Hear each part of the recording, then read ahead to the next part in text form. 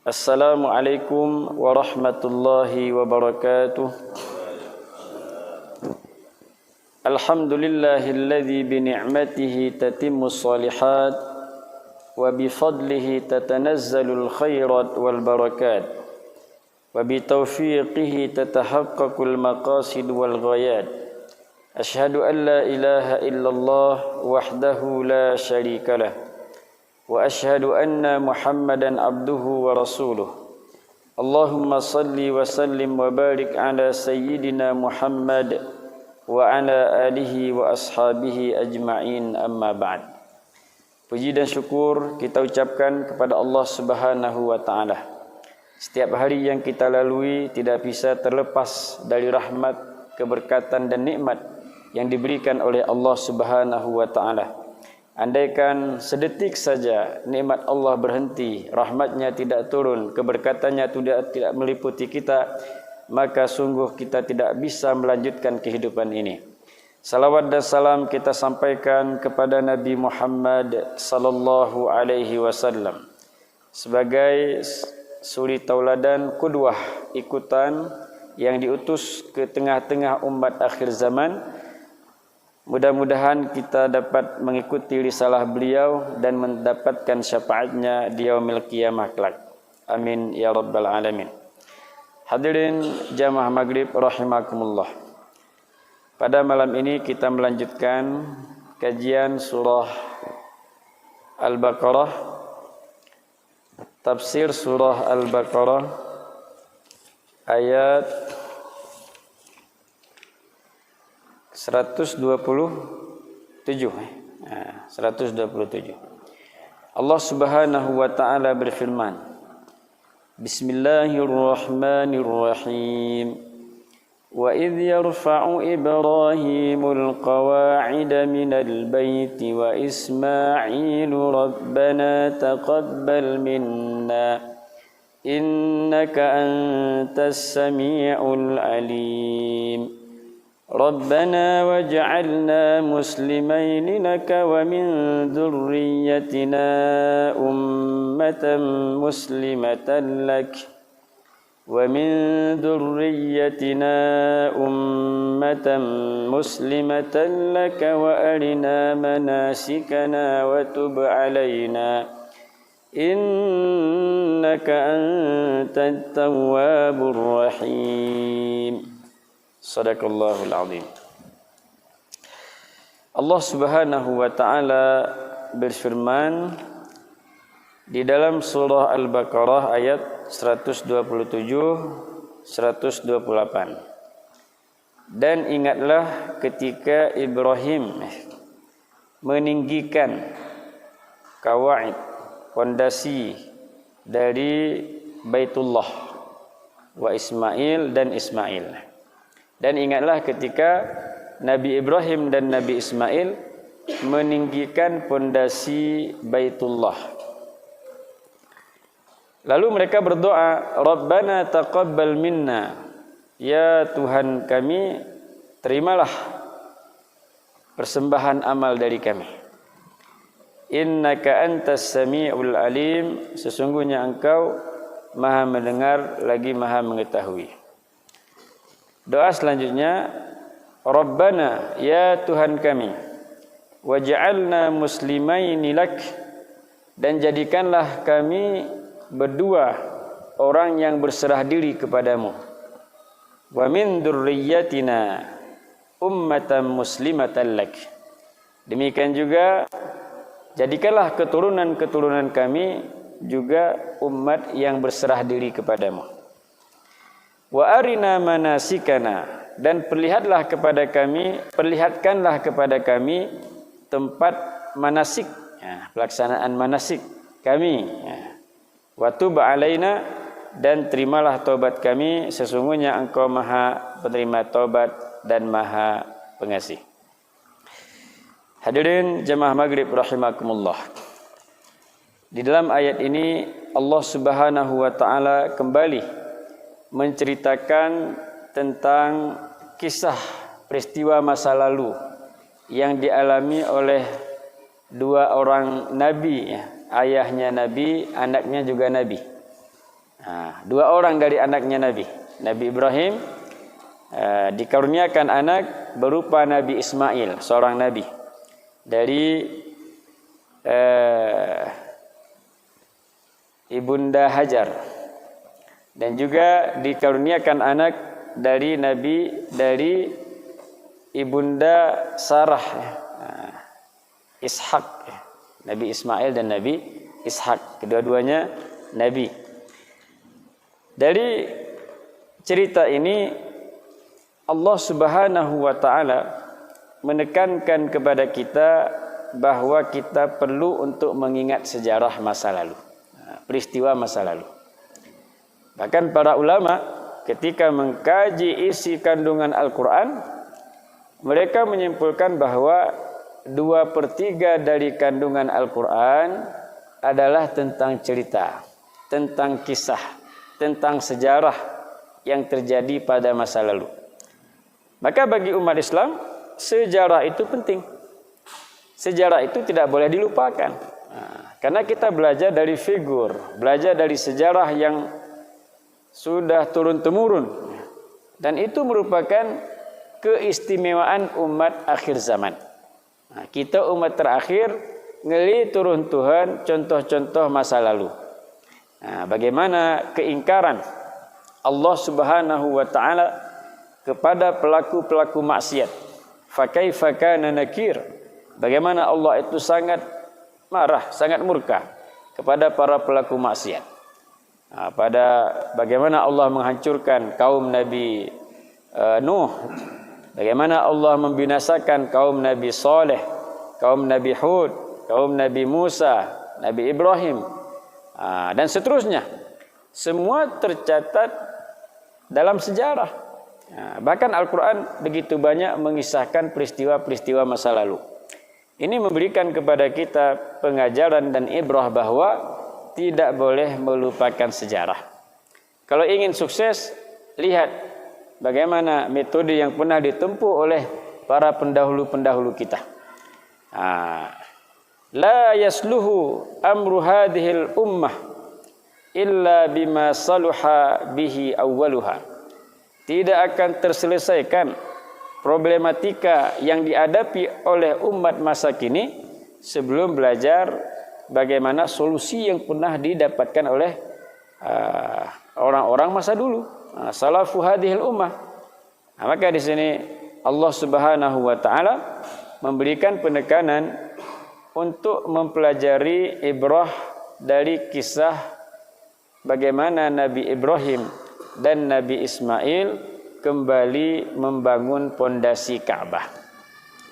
Karena sejak banjir yang terjadi pada zaman Nabi Nuh alaihissalam, Ka'bah itu berkali-kali mengalami kerusakan.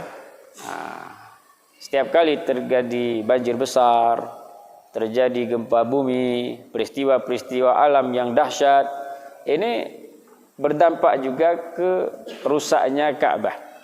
Maka Allah Subhanahu wa taala memberikan ilham kepada Nabi Ibrahim dan Nabi Ismail untuk kembali meninggikan pondasi bangunan Ka'bah. Wa idz yarfa'u Ibrahimul qawa'id. Dan ingatlah ketika Nabi Ibrahim dan Nabi Ismail meninggikan, yarfa' ini artinya meninggikan. Al-qawa'id, kawat ini bentuk jamak dari kata-kata qa'idah. Qa'idatun artinya pondasi. Qawaid artinya pondasi-pondasi Ka'bah kembali ditinggikan oleh Nabi Ibrahim dan Nabi Ismail alaihi wassalam. Baik, menariknya kalau kita baca kisah ini tidak terlepas dari kisah-kisah yang kita ceritakan tentang perjalanan hijrah ataupun perjalanan dakwahnya Nabi Ibrahim. Bagaimana Nabi Ibrahim itu meninggalkan negeri, dia pergi ke Palestina, ke Mesir, dan beberapa Allah memerintahkan untuk mengantarkan Siti Hajar dan anaknya Ismail ke daerah yang tidak berpenghuni. Di mana di dalam Al-Quran disebutkan dalam surah Ibrahim ayat 37. Allah kembali menceritakan ini. Jadi yang diceritakan oleh Allah adalah poin-poin penting dari sejarah yang pernah dijalani oleh Nabi Ibrahim alaihissalam. Kita tahu bahwa Al-Quran itu bukan kitab sejarah. Karena kalau kitab sejarah dia akan bercerita dari awal, hari menentukan harinya, tanggalnya, terjadinya di mana. Ini buku sejarah, buku cerita juga demikian. Al-Quran bukan buku sejarah. Al-Quran bukan novel. Al-Quran bukan buku cerita. Al-Quran merupakan kitab yang penuh dengan hidayah, petunjuk untuk umat sebagai pedoman hidup. Maka cerita-cerita yang ada dalam Al-Quran merupakan petikan-petikan berharga dari kisah masa lalu. Ketika Allah mengambil poin-poin tertentu dari kisah perjalanan seorang nabi ataupun orang-orang yang soleh, berarti ini si pentingnya ya bun Tuhan kuasni Al-Quran. Maka di antara kisahnya terkait dengan ini juga disebutkan dalam surat Ibrahim ayat 37. Allah Subhanahu wa taala berfirman, Bismillahirrahmanirrahim. Rabbana inni askantu min dzurriyyati. Ya Tuhan, aku telah meninggalkan sebagian dari keturunanku. Dzurriyyat. Dzurriyyat itu keturunan. Kalau di Malaysia ini sudah menjadi bahasa pasaran. Kalau orang bertanya, sudah berapa orang zuriat? Zuriat berarti nanya, sudah berapa orang anaknya? Ya sudah menjadi bahasa yang digunakan oleh mereka.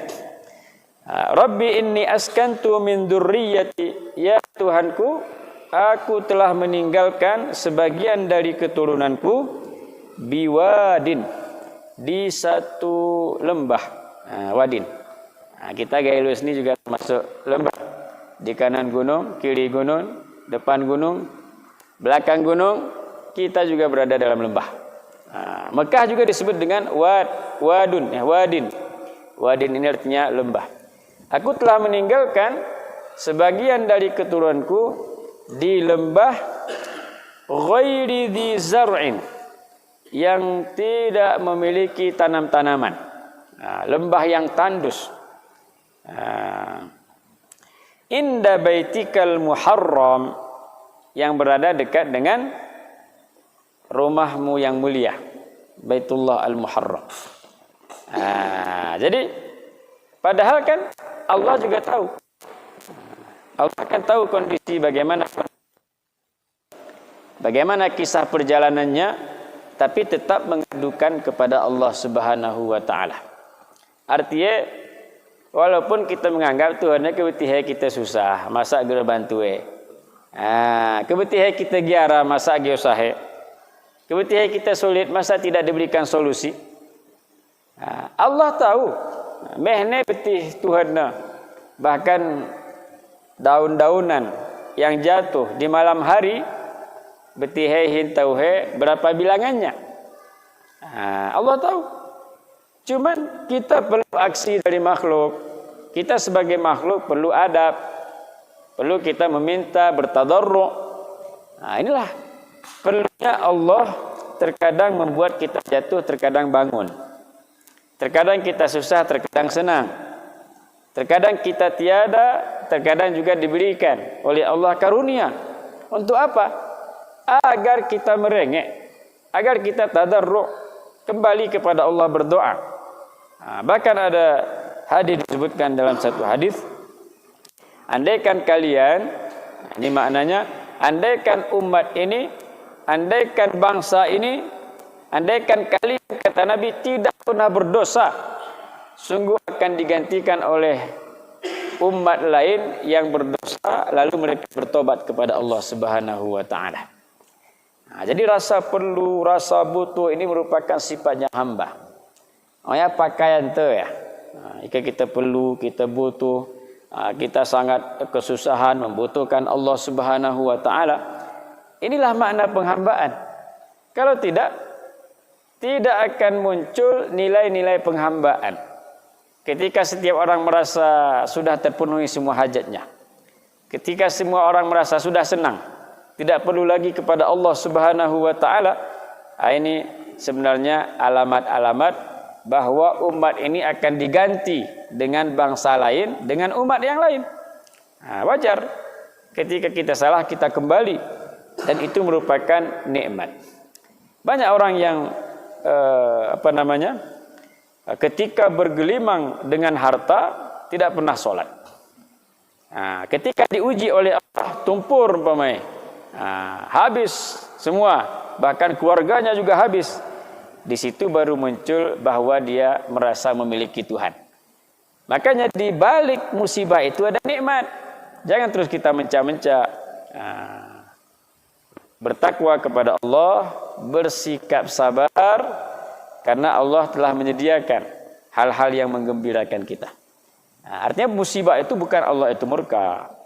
Allah menurunkan kesulitan bukan Allah itu marah. Tapi mungkin bisa jadi Allah telah melihat kita jauh, sudah menjauh darinya, maka dengan musibah itulah semakin dekat kepada Allah. Dengan ujian itulah semakin bertambah kokoh keimanannya, lalu kembali kepada Allah Subhanahu wa taala. Baik. Jadi belajar dari kisah masa lalu ini merupakan satu sifat yang diperintahkan kepada umat ini. 2/3 dari kandungan Al-Quran merupakan cerita tentang masa lalu. Maka tidak terlepas dari ayat tadi, dari perjalanan Nabi Ibrahim alaihissalam, perjalanan hijrahnya di seputar negeri Syam sampai ke negeri Hijaz. Ini tidak terlepas dari cerita ini bahwa Nabi Ibrahim itu diperintahkan oleh Allah Subhanahu wa taala, apapun yang diperintahkan dia lakukan. Meninggalkan keluarga di negeri yang tandus, tidak tanam tanaman, tidak ada orang. Nabi Ibrahim itu rela. Hanya ada persediaan beberapa butir kurma. Beberapa butir kurma dan air yang diletakkan di satu wadah. Lalu Siti Hajar bertanya, "Ya Ibrahim, wahai Ibrahim, kenapa kami ditinggalkan di sini?" Sampai 3 kali Siti Hajar itu bertanya. Negeri tandus, tidak ada tanaman, artinya tidak ada sumber kehidupan. Kok tega meninggalkan keluarga di tempat yang tidak ada sumber kehidupannya? Bertanya Siti Hajar, "Wahai Ibrahim, kenapa kami ditinggalkan di sini?" Beberapa kali ditanya, Nabi Ibrahim diam. Lalu pertanyaan terakhir, kata Siti Hajar, "Allahu amarak." Tuhan kengenie taringkap kamihin. Nabi Ibrahim memberikan isyarat bahwa itu merupakan perintah Allah Subhanahu wa taala. Lalu Siti Hajar dengan keteguhan imannya dia mengatakan, "Idzan la yudayyi'una."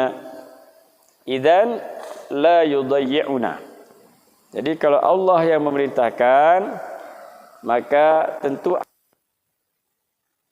akan menyia-nyiakan kami di sini. Jadi itu merupakan sikap keimanan. Keimanan kepada Allah, kepatuhan kepada perintah Allah menerbitkan berkah dari bumi. Munculnya sumur Zam-Zam. Ketika perbekalan sudah habis, Siti Hajar tetap berusaha. Seorang ibu yang sedang menyusui berusaha naik ke Bukit Safa, melihat ke arah Mekah yang saat ini menjadi permukiman. Tidak ada orang. Melihat mungkin bisa jadi ada pertolongan, ada air, ada sumber kehidupan. Mencari, lari ke Marwah, lari ke Safa sampai 7 kali usaha, barulah ketika itu Allah memunculkan ada seorang malak itu malaikat. Seorang malaikat yang sedang memantikkan ipantik ini sayapnya, janahaihi. Dia memantikkan sayapnya ke tanah, tiba-tiba muncullah sumur Zam-Zam. Ketika airnya sudah ke bahasa kita ini ngensuah, airnya ngensuah, air sudah menyebar, sudah penuh. Siti Hajar mengatakan, "Zamzami, zamzami, zamzami." Berkumpul. Maka ada riwayat mengatakan, seandainya Siti Hajar itu tidak mengucapkan kata-kata Zam-Zam, sungguh akan terjadi banjir. Karena air ini tidak akan pernah berhenti. Dan juga dahsyatnya berkali-kali diambil juga tidak berkurang. Artinya ini merupakan satu kelebihan yang diberikan oleh Allah Subhanahu wa taala. Ketika kita taat kepada perintah Allah, tidak protes kepada perintah Allah, Allah menerbitkan keberkahannya dari bumi, berupa sumur Zam-Zam. Baik. Wa idh yarfa'u Ibrahimul qawa'ida minal baiti wa Ismail. Di ayat sebelumnya kita bercerita tentang makam Ibrahim. Jadi artinya makam Ibrahim dijadikan sebagai media tempat tetinyalan untuk merenovasi Ka'bah yang beberapa kali terjadi kerusakan disebabkan banjir ataupun gempa.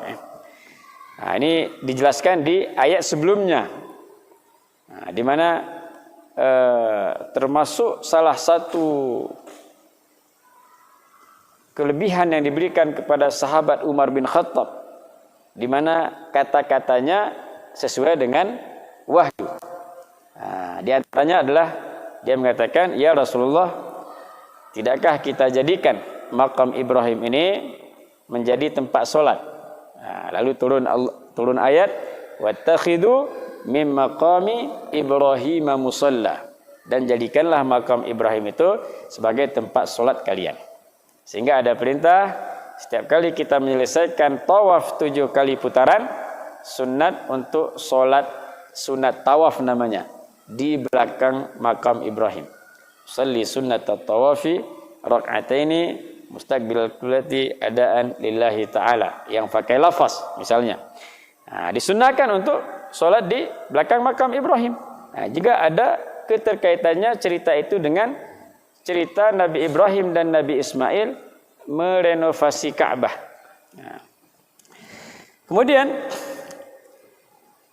selanjutnya adalah bagaimana kita menyikapi tentang situs-situs suci yang diperintahkan oleh Allah untuk dimuliakan. Yang pertama, situs suci itu kita muliakan adalah karena perintah Allah, bukan karena zatnya yang mulia. Dia mulia karena diperintahkan oleh Allah Subhanahu wa taala untuk kita muliakan.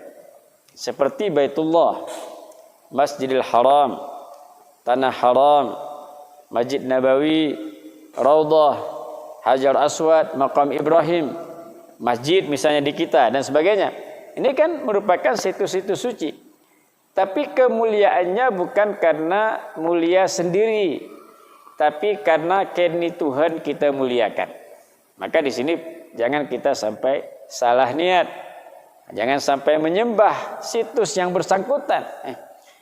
Dulu sahabat Umar bin Khattab ketika tawaf, kan kita disunnahkan untuk mencium Hajar Aswad ataupun minimal menyentuh Hajar Aswad. Kalau jauh tidak mampu, kondisi ramai, mengucapkan salam, Bismillahi Allahu Akbar. Bismillahi Allahu Akbar, mengucapkan salam dari kejauhan. Maka sahabat Umar bin Khattab, mungkin karena beliau memiliki naruri kesucian, bisa menangkap bahwa takut di kemudian hari akan terjadi pengkultusan kepada benda-benda suci. Maka sahabat Umar bin Khattab pernah mengatakan, ya Hajar, wahai Hajar Aswad, andaikan bukan karena Rasulullah yang memerintahkan aku untuk menciummu, sungguh aku tidak akan menciummu. Engkau tidak bisa memberikan manfaat dan juga tidak mampu mendatangkan mudarat. Jadi kita memuliakannya karena Allah memerintahkan kita untuk memuliakan. Ka'bah, kenapa kita harus menghadap Ka'bah? Karena Allah yang memerintahkan kita menghadap Ka'bah, bukan karena Ka'bah itu sendiri. Mainnya karena ada perintahnya. Kemudian sujud ke tanah. Apakah kita memuliakan tanah? Bukan. Itu ada perintahnya. Umirtu an asjuda ala sab'ati a'dhumin. Aku diperintahkan oleh Allah untuk sujud menggunakan 7 anggota, kata Nabi.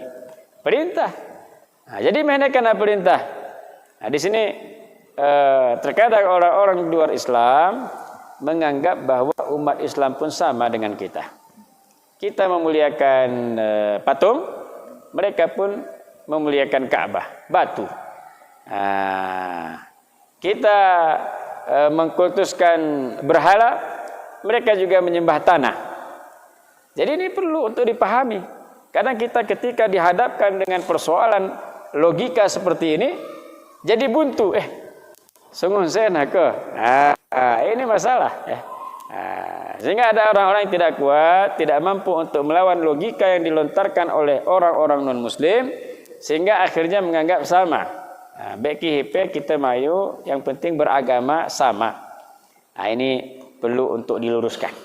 Karena Allah sendiri mengatakan, Innad dina indallahil Islam. Sesungguhnya agama yang benar, yang benar di sisi Allah adalah Islam. Jangan nanti yang paling benar misalnya diterjemahkan dengan paling benar. Berarti kalau ada kata-kata paling, di bawahnya ada benar. Benar, paling benar.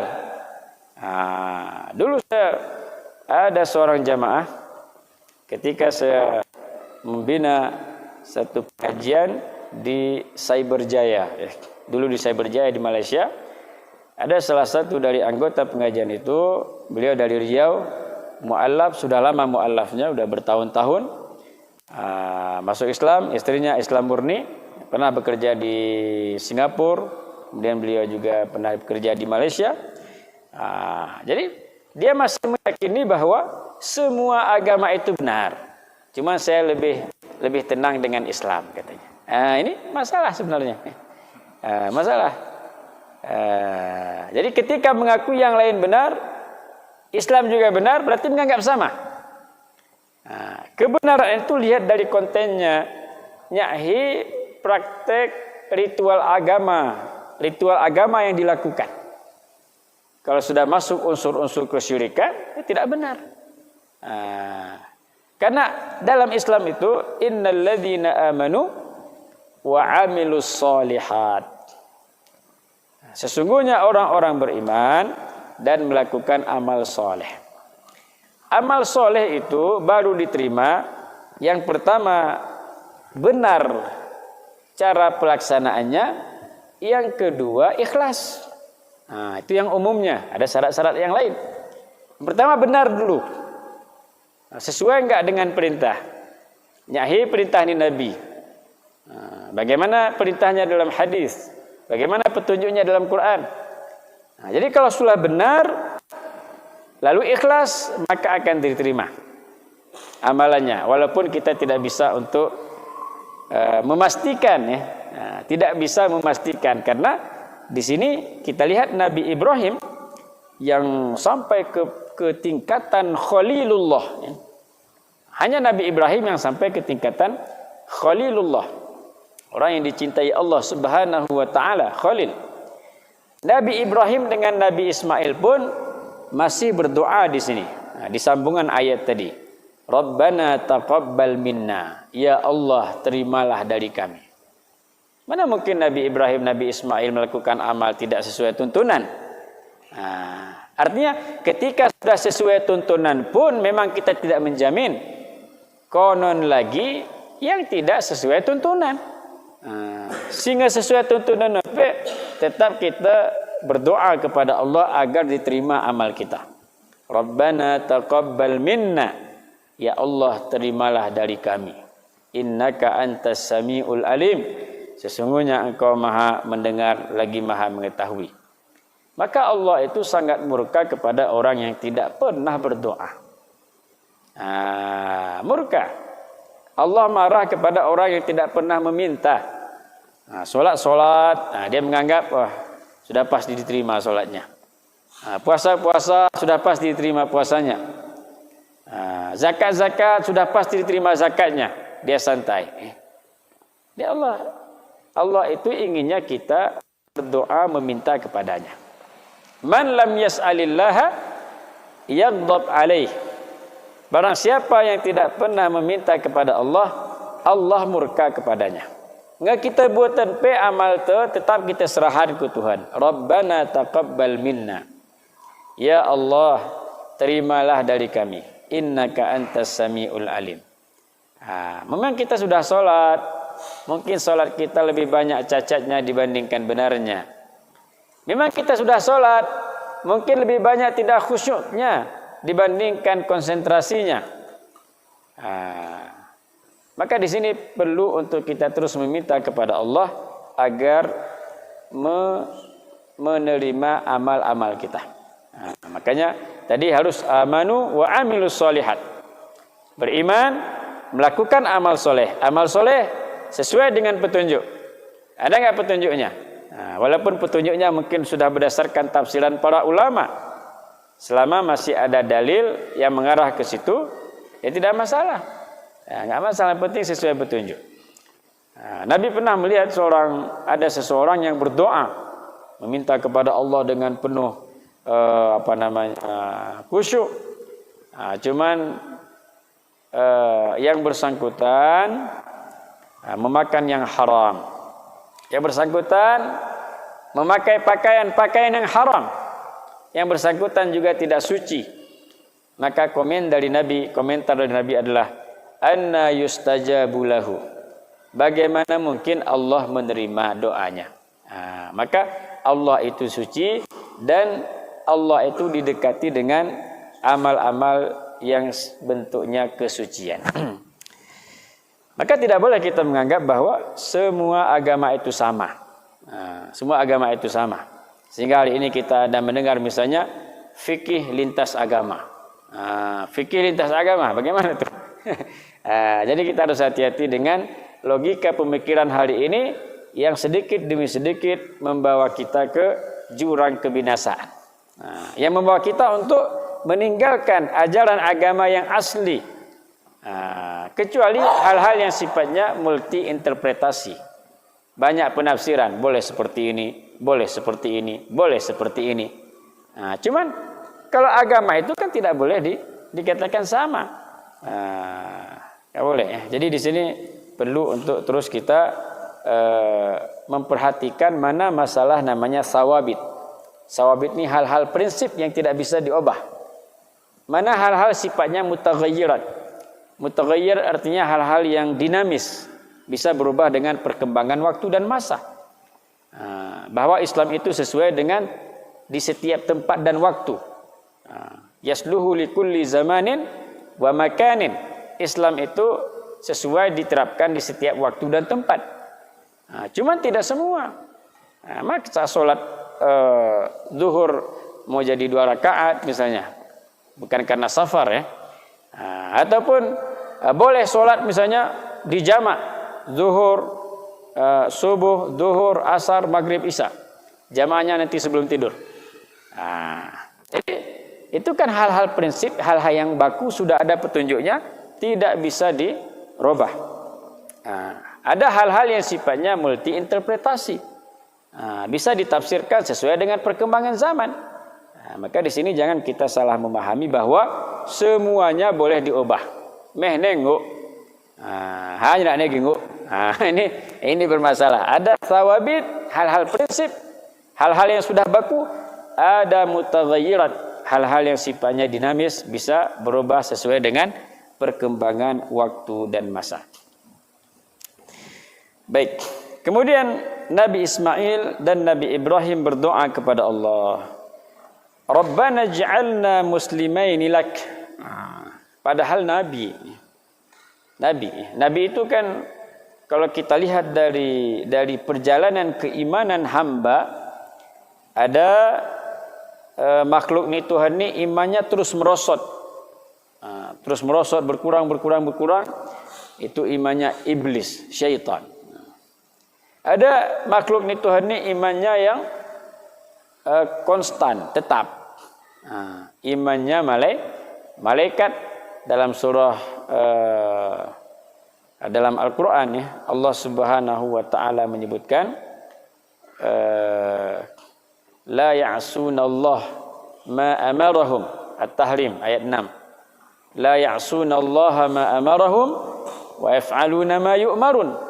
Tidak pernah bermaksiat terhadap perintah yang diperintahkan oleh Allah kepada mereka, dan mereka senantiasa patuh kepada perintah Allah Subhanahu wa taala. Malaikat imannya konstan. Dan juga ada iman yang naik terus menjulang tinggi, tidak pernah turun. Imannya para nabi. Jadi para nabi itu terus naik imannya. Semakin hari semakin bertambah, semakin tenang dengan perintah Allah. Sampai akhirnya Allah menjemput mereka wafat, kembali kepada Allah, imannya terus meningkat. Dan ada kita, manusia biasa yang imannya kadang naik, kadang turun, kadang bertambah, kadang berkurang. Inilah Nabi mengatakan al-imanu yazidu wa yanqus. Iman itu bertambah dan berkurang. Bagaimana bertambahnya? Yazidu bit ta'ah, bertambah dengan aneka amal kebaikan yang kita lakukan. Wa yanqusu bil ma'siyah, dan berkurang iman itu seiring dengan banyaknya kemaksiatan yang dilakukan.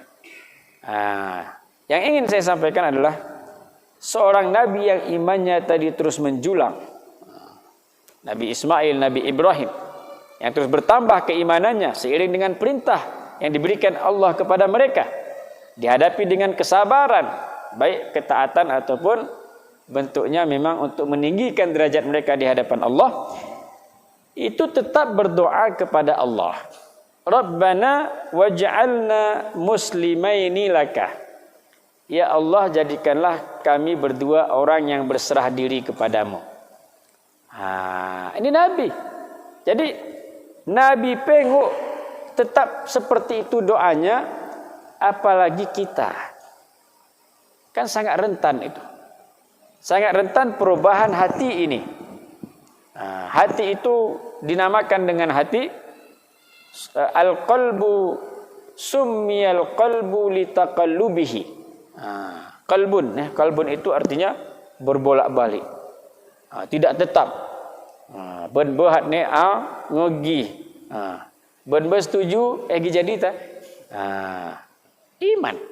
Iman itu sangat cepat, apalagi di akhir zaman hari ini.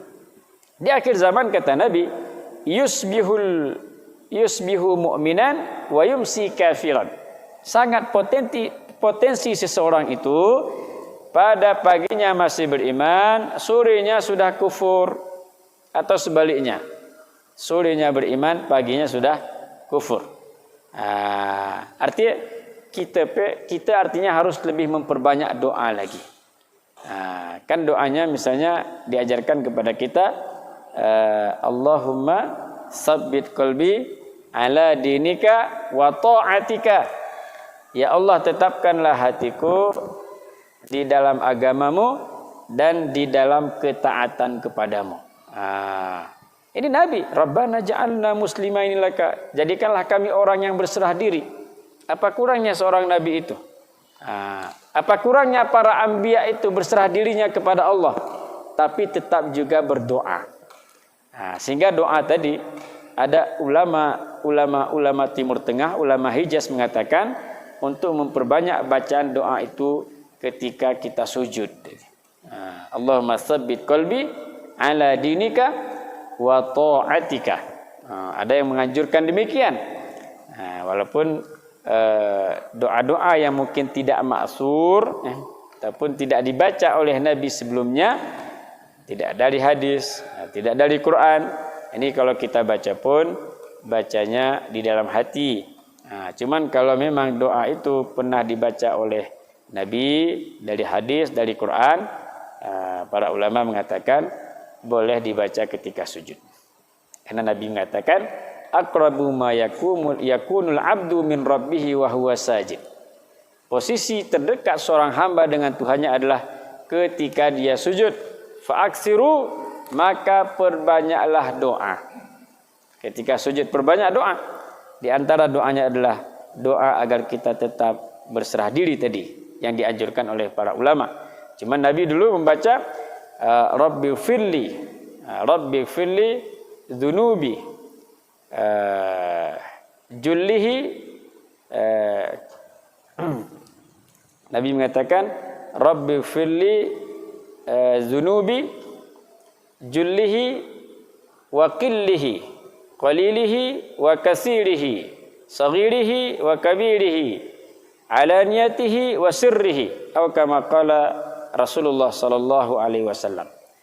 Nabi mengatakan, ya Allah, ampunkanlah dosaku yang kecil ataupun yang banyak ataupun yang sedikit, yang besar ataupun yang kecil, yang besar ataupun yang kecil, yang sedikit ataupun yang banyak, yang nampak ataupun yang tersembunyi. Artinya semua dosa diminta kepada Allah untuk diampuni ketika posisi sujud, terutama di waktu-waktu yang memiliki kemuliaan. Bulan Sya'ban termasuk bulan yang penuh dengan kemuliaan, dianjurkan untuk memperbanyak amal. Imam Ibnu Jarir mengatakan, kenapa dinamakan Sya'ban itu dengan kata-kata Sya'ban? Karena pada Sya'ban ini terpancar begitu banyak kebaikan. Maka Nabi Muhammad pun begitu antusias untuk memperbanyak amalannya di bulan Sya'ban, terutama ibadah puasa. Yang membuat heran para sahabat, ya Rasulullah, kenapa engkau begitu banyak puasa pada bulan Sya'ban, beda dengan bulan yang lain? Nabi mengatakan, karena bulan ini merupakan bulan yang sering dilupakan oleh banyak umat manusia. Terlalu banyak beramal di bulan Rajab, nunggu-nunggu keberkahan bulan Ramadan, di bulan Sya'ban dia lalai. Padahal ketiga-tiga bulan ini memiliki hubungan yang sangat erat. Artinya hubungan sangat erat dalam proses amal yang kita lakukan. Sehingga ada ulama mengatakan, Abu Bakar Al-Balhi, dia mengatakan bahwa Syahrul Rajab Syahrul Zar'i, Rajab itu bulan untuk menanam. Syahrul Sya'ban Syahrul Suqi, bulan Sya'ban bulan untuk kita sirami tanaman itu. Wa Syahrul Ramadan Syahrul Hasad, dan Ramadan Syahrul, bulan untuk memetik. Artinya sejak bulan Rajab sudah menata amal. Di bulan Sya'ban tertata juga. Di bulan Ramadan puncaknya untuk kita main pita, kita bahasa kita nih. Kita main pita untuk memperbanyak baca Qur'annya, puasanya, solatnya, dan ibadah, aneka ibadah yang lain. Baik, hadirin yang dimuliakan Allah, mungkin waktu yang membuat pertemuan ini tidak bisa untuk kita lanjutkan untuk lebih lama lagi. Baik, saya rasa cukup untuk malam ini. Kita akhiri dengan tasbih kafarah dan surah Al-Asr. Subhanakallah bihamdika, asyhadu an la ilaha illa anta, nastaghfiruka wa natubu ilaik. Bismillahirrahmanirrahim. Wal 'asr, innal insana lafi khusr illa alladhina amanu wa 'amilus shalihat wa tawassaw bil haqq wa tawassaw bis sabr. Walhamdulillahi rabbil alamin. Assalamualaikum warahmatullahi wabarakatuh.